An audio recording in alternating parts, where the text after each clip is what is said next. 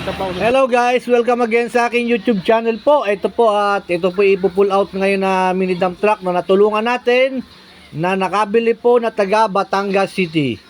Ayan po, isang mini dump truck na camel chassis, inline or manual injection pump, hindi po electronic.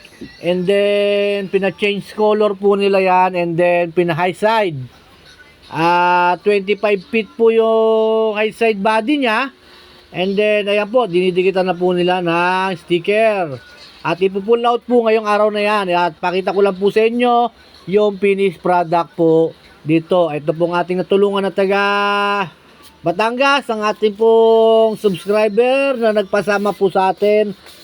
Last 2 weeks pa po nilang na nabili, and then umabot po sila ng 2 weeks po mahigit bago nila na-pull out. Kaya po si Sir, siya po ang kumontak sa akin, and then ito pong mini dump truck na ito is going to Batangas City. Ayan po, baka makita nyo po sa Batangas City po yan. Ayan po, pina-high side po nila yan.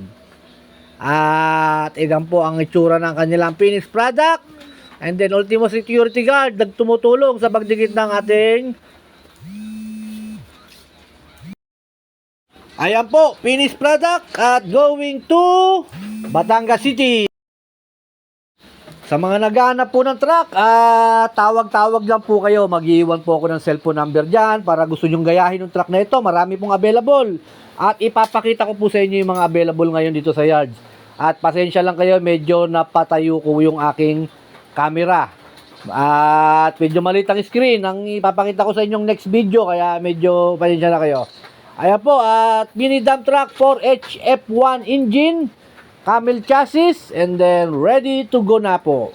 Paalis na po sila ngayong araw na ito, and then double check lang po at medyo kumakabig sa kanan yung manibela, kaya check ka pabuti. Ito po yung mga available po dito, mga 4H F1 na makina, camel chassis din. Katulad din po yung kaninang yung truck na ipo-pull out ngayon.